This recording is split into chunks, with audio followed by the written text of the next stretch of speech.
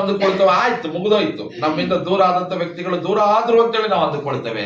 ಆದ್ರೆ ನಿಮಗೆ ಒಂದು ವಿಷಯವನ್ನ ಗಮನದಲ್ಲಿ ಇಟ್ಕೊಳ್ಬೇಕು, ನಮ್ಮ ಪ್ರಾಣವನ್ನ ಕಾಯುವ ಆತನು, ಈ ಲೋಕದಲ್ಲಿ ವಾಗ್ದಾನ ಮಾಡಿದ ಆತನು ಇದೇ ಪ್ರಾಣವನ್ನ ಆತನ ಬರವಣಿಗೆ ಬರುವ ತನಕ ಭದ್ರವಾಗಿ ಭೂಮಿಯಲ್ಲಿ ಬಚ್ಚಿಟ್ಟಿದ್ದಾನಂತೆ. Hallelujah, hallelujah.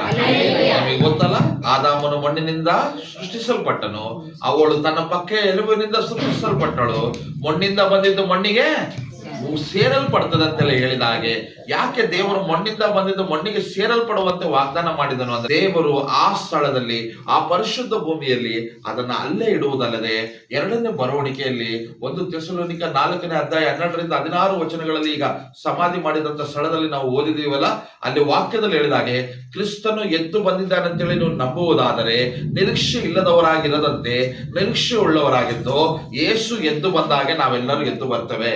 Hallelujah, hallelujah. ಆ ವಾಕ್ಯದಲ್ಲಿ ಹೇಳ್ತಾನೆ 1 ಥೆಸಲೋನಿಕ 4ನೇ ಅಧ್ಯಾಯ 12ನೇ ವಚನದಲ್ಲಿ, ಯಾರು ಕೂಡ ಅಳಬೇಡಿರಿ, ದುಃಖ ಪಡಬೇಡಿರಿ. ನಿಮ್ಮ ಬಂಧು ಬಳಗದವರು ಅಥವಾ ನಿಮ್ಮವರು ಯಾರಾದರೂ ಮರಣ ಹೊಂದಿಕೊಂಡರೆ ಕಣ್ಣೀರಿಡಬೇಡಿರಿ ಎಂಬುದಾಗಿ ದೇವರು ಹೇಳ್ತಾ ಇದ್ದಾನೆ. ಯಾಕೆ ಹೇಳ್ರಿ? ಅಪ್ಪನ ಬಳಿಯಲ್ಲಿ, ಅಮ್ಮನ ಬಳಿಯಲ್ಲಿ, ಯಜಮಾನನ ಬಳಿಯಲ್ಲಿ ಬಂದಿದ್ದಾರೆ ಅಂತೇಳಿ ನೀವು ಸಂತೋಷ ಪಟ್ಟು ಕೃತಜ್ಞತೆ ಸಲ್ಲಿಸುವರಾಗಿರಿ ಅಂತೇಳಿ ದೇವರ ವಾಕ್ಯ ಹೇಳ್ತದೆ. ಹಾಗಾದ್ರೆ ಈ ದಿನ ಇವರನ್ನ ಜ್ಞಾಪಕಾರ್ಥ ಪಡಿಸಿಕೊಳ್ಳುವುದು ಒಳ್ಳೇದ ಪಾಸ್ಟ್ರೆ ಅನ್ನೋದಾದ್ರೆ, ನಾವು ಯಾಕೆ ಜ್ಞಾಪಕಾರ್ಥ ಪಡಿಸಿಕೊಳ್ತಾ ಇದೀವಿ ಗೊತ್ತಾ? ಲೋಕದಲ್ಲಿ ನಾವು ಕಟ್ಟಿಕೊಂಡಂತ ಮನೆ ಅಥವಾ ಲೋಕದಲ್ಲಿ ತಾನು ಕಟ್ಟಿ ಬಿಟ್ಟು ಹೋದಂತ ಈ ಮನೆಯಲ್ಲಿ ನಾವು ಯಾಕೆ ಕೃತಜ್ಞತೆ ಸಲ್ಲಿಸ್ತಾ ಇದೀವಿ ಅಂದ್ರೆ, ನಾವಾದರೂ ಆತನು ಮಾಡಿದಂತ ಆಸ್ತಿ ಐಶ್ವರ್ಯಗಳಲ್ಲಿ, ನಾವಾದರೂ ಆತನು ಕೊಟ್ಟಂತ ಈ ಊರು ಅನ್ನುವಂತ ಒಂದು ಪಟ್ಟಣದಲ್ಲಿ ವಾಸ ಮಾಡ್ತಾ ಇದ್ದೇವೆ. ಆ ವ್ಯಕ್ತಿ ಈಗ ಈ ಮನೆಯನ್ನಾಗಲಿ ಎಷ್ಟು ದಿನವಾಯ್ತು?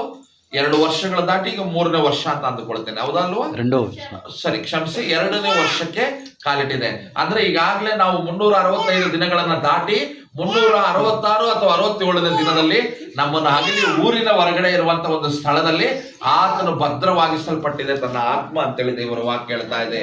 ಈ ದಿನ ನೀವೆಲ್ಲರೂ ತಿಳ್ಕೊಳ್ಬೇಕಾದದ್ದು, ಈ ಮನೆ ಸುಂದರವಾಗಿರ್ಬೇಕಾ, ಆ ಮನೆ ಸುಂದರವಾಗಿರ್ಬೇಕಾ? ಎಷ್ಟು ಜನ ಹೇಳ್ತೀರಿ? ಆ ಮನೆನೇ ಸುಂದರವಾಗಿರ್ಬೇಕು. ಈ ಮನೆಗೋಸ್ಕರ ರಾತ್ರಿಗಳು ಜಗಳ ಆಡ್ತೇವೆ. ಈ ಮನೆ ಅಂದಕ್ಕಾಗಿ ರಾತ್ರಿ ಆಗಲು ಫ್ರಿಡ್ಜ್ ಬೇಕು, ಶೋಕೇಸ್ ಬೇಕು, ಟಿವಿ ಬೇಕು, ಅದು ಬೇಕು, ಮಂಚ ಬೇಕು, ಬೆಡ್ ಬೇಕು. ಅಲ್ಲಿ ಯಾವ ಮಂಚ ಇದೆ ರೀ? ಅಲ್ಲಿ ಯಾವ ಫ್ಯಾನ್ ಇದೆ ರೀ? ಅಲ್ಲಿ ಯಾವ ತಡಿ ಇದೆ ರೀ? ಅಲ್ಲಿ ಯಾವ ಒಂದು ಕಿಟಕಿ ಇದೆ ರೀ? ಆ ಮಣ್ಣಿನ ಒಳಗಡೆ ಏನಾದ್ರೂ ಇದೆಯಾ? ಏನೂ ಇಲ್ಲ. ಸತ್ತ ಮೇಲೆ ದೇಹವನ್ನು ತೆಗೆದುಕೊಂಡು ಹೋಗಿ ಅಲಂಕರಣ ಮಾಡ್ತಾರೆ. ಅಲಂಕರಣ ಮಾಡಿದೆಲ್ಲವೂ ಹೊರಗಡೆ ಇಡ್ತಾರೆ. ಬರೀ ದೇಹವನ್ನು ಮಾತ್ರ ಮಣ್ಣಿಗೆ ಸೇರಿಸಿ ಕರ್ತನಿಗೆ ಒಪ್ಪಿಸಿಕೊಡುವಾಗ ನಾವು ಹಾಕುವ ಒಂದೊಂದು ಇಡೀ ಮಣ್ಣುಗಳಲ್ಲಿ ಬೀಳ್ತಾ ಇರೋದ್ರ ಒಳಗಡೆ ದೇವರು ತನ್ನ ಆತ್ಮಕ್ಕೆ, ಆ ದೇಹದಲ್ಲಿರುವಂತ ದೇವರು ಕೊಟ್ಟಂತ ಉಸಿರಿಗೆ ಭದ್ರವಾದಂತ ಒಂದು ತಾಳವನ್ನು ಹಾಕಿ ಅಥವಾ ಅದರ ಬಂದೋಬಸ್ತಾಗಿ ಆ ಮರಣವನ್ನು ಅಲ್ಪವನ್ನು ಎಣಿಸದೆ ದೇವರು ಆ ಮಣ್ಣಿನ ಒಳಗಡೆ ನಿಧಿ ನಿಕ್ಷೇಪದಂತ ಅದನ್ನ ನಿಧಿಯಾಗಿ ಕಾಪಾಡ್ತಾ ಇದ್ದಾನಂತೆ. ಹಲ್ಲೆಲೂಯಾ. ಇವತ್ತು ಇಲ್ಲಿರೋರಿಗೆಲ್ಲ ಹೇಳ್ತಾನೆ, ಏನ್ ಸಂಪಾದನೆ ಮಾಡಿದ್ರೆ ಏನೈತೆ? ಬರೀ ನಂದು ನಂದು ನಂದು ನಂದು ಅಂತ ಜೀವನವನ್ನ ಹಾಳು ಮಾಡಿಕೊಳ್ಬೇಡ್ರಿ. ದುಡ್ಡು ಸಂಪಾದನೆಗಾಗಿ ಜೀವನವನ್ನು ಹಾಳು ಮಾಡಿಕೊಳ್ಬೇಡ್ರಿ. ಇತರರ ಮೇಲೆ ದ್ವೇಷ, ಕೋಪ, ಮದ ಮತ್ಸರಗಳಿಂದ ನಿಮ್ಮ ಜೀವಿತದಲ್ಲಿ ಸಂತೋಷವನ್ನು ಕಳ್ಕೊಳ್ಬೇಡ್ರಿ. ಎಲ್ಲರನ್ನ ಪ್ರೀತಿಸಿರಿ. ದೇವರ ವಾಕ್ಯದ ಪ್ರಕಾರ ಬದುಕಿರಿ. ಇರುವ 80 ವರ್ಷಗಳ ಕಾಲ ಕಷ್ಟಪಟ್ಟು ದುಡಿರಿ. ದುಡಿದ ಹಣವನ್ನು ತೃಪ್ತಿಯಾಗಿ ಊಟ ಮಾಡ್ರಿ. ನಿಮ್ಮ ಮಕ್ಕಳು ಸಂತೋಷವಾಗಿ ಬದುಕೋದನ್ನ ಕಲಿರಿ. ಇಲ್ಲಿ ಏನು ಮಾಡಿದರೂ ಕೂಡ ತಾಯಿ ಗರ್ಭದಿಂದ ಯಾವ ರೀತಿಯಲ್ಲಿ ಬರಿದಾಗಿ ಬಂದಿರ್ತೀಯೋ ಅದೇ ರೀತಿಯಲ್ಲಿ ನಿನ್ನ ಮರಣವು ಕೂಡ ಇರುವಾಗ ನೀನು ತೆಗೆದುಕೊಳ್ಳುವಂತ ಹೋಗುವಂತದ್ದು ಒಂದೇ ಒಂದು ಇದೆ. ಅದೇನು ಗೊತ್ತಾ? ನಿನ್ನ ನೀತಿ, ನಿನ್ನ ರಕ್ಷಣೆ, ಎಲ್ಲದಕ್ಕಿಂತ ಮಿಗಿಲಾಗಿ ಅನೇಕ ಜನರಿಗೆ ಸುವಾರ್ತೆ ಸಾರಿದಂತ ಆಸ್ತಿ. ಇದನ್ನು ಪಡೆದುಕೊಂಡು ಪರಲೋಕ ರಾಜ್ಯಕ್ಕೆ ಹೋಗ್ಬೇಕೇ ಹೊರತು, ಇದನ್ನು ಮಾತ್ರ ಆಸ್ತಿಯಾಗಿ ತೆಗೆದುಕೊಂಡು ಹೋಗ್ತೀಯೇ ಹೊರತು ಇನ್ನು ಏನು ಕೂಡ ತೆಗೆದುಕೊಂಡು ಹೋಗೋದಕ್ಕೆ ಸಾಧ್ಯವಿಲ್ಲ. ಬದುಕಿರುವ ದಿನಗಳಿಗೆ ನಶಿಸಿ ಹೋಗುವ ಅನೇಕ ಪಾಪಿಗಳಿಗೆ ವಾಕ್ಯಗಳನ್ನು ಹೇಳ್ರಿ. ಬದುಕಿರುವ ದಿನಗಳಲ್ಲಿ ಅನೇಕರಿಗೆ ಸಹಾಯ ಮಾಡ್ರಿ. ಬದುಕಿರುವ ದಿನಗಳಲ್ಲಿ ಎಲ್ಲರಿಗೆ ಪ್ರೀತಿ ತೋರಿಸಿರಿ. ಬದುಕಿರುವ ದಿನಗಳಲ್ಲಿ ಇತರರಿಗೆ ತೀರ್ಪು ಮಾಡದ ಜೀವನಗಳನ್ನ ಮಾಡ್ರಿ.